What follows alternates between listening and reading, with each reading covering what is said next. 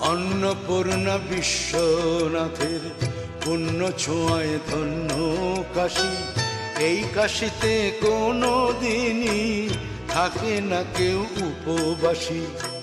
অন্নপূর্ণা বিশ্বনাথের পুণ্য ছোঁয়ায় ধন্য কাশী।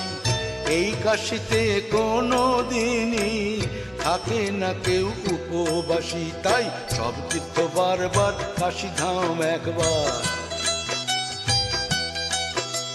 সব তীর্থ বারবার, কাশী ধাম একবার।